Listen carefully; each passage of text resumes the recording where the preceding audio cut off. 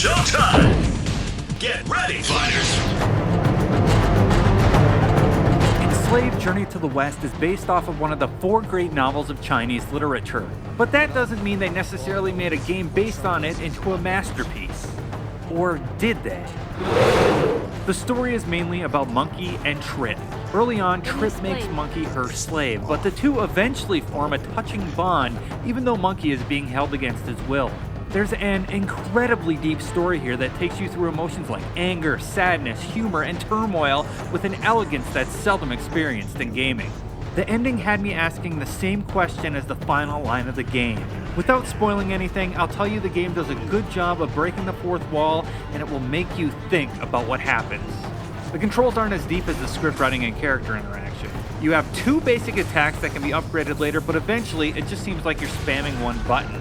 You need to use a few other maneuvers in combat, but it becomes monotonous by the end. My main gripe is the camera. Sometimes it'll just do whatever it wants, and if a platformer is going to take control of a camera away, it better have perfect placement. While Enslaved is linear, it challenges you with platforming sections that are definitely influenced by Uncharted 2. A great game to take notes from, it seems, as jumping onto ledges and barely escaping death works here.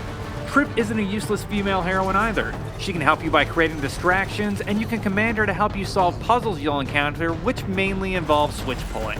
There were some puzzles at the end I felt went on a little too long. Too often do I find myself fixing, breaking, or collecting 4 things in a game, and Enslaved wears out this mechanic on the second to last mission. Otherwise, the puzzles don't stump you, but will give your brain a workout. You're going to be exploring a vast metropolis long after it's been destroyed. There is no lack of color in this game, as you'll view the Golden Gate Bridge and vast cityscapes that have gone into ruin. Instead of gray, you'll find grass growing over brick and mortar, with rust adding an accent of red to the scenery. The most stunning achievement here is the character expression, something we saw in Ninja Theory's last game, Heavenly Sword. Characters express anger solely with their face and believable body language. You can really see the actor's performance come out during the characters' interactions. Some later levels do have some odd jitters, particularly the boat level. However, the bad is overshadowed by the massive amounts of good that'll be candy for the eyes. What will you do when we get there? After I take the headband off.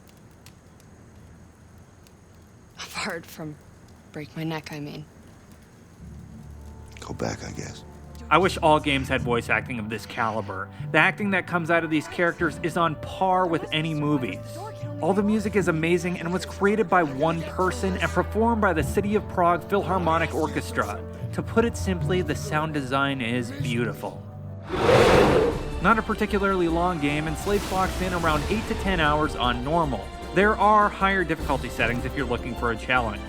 Puzzles are never aggravatingly difficult and can be solved before a player gets angry and turns off the game. You'll probably die here and there, but I was able to breeze through it and enjoy the story instead of racking my brain on puzzles. For me, story is superior to everything, so that was just fine. Sadly, the only replayability is the harder difficulty setting, achievements, and collecting stuff. Other than that, once you beat Enslaved, you can be done with it, unless you want to experience its deep story again. Enslaved is a great game that needs to be played in its entirety. I believe that this story is one that needs to be heard. Because of its length and lack of replayability, I'm recommending it for a rent, but I'm in no way saying Enslaved is a bad game. As a matter of fact, it's an incredible game, and I can't wait to see the threads discussing it for years to come.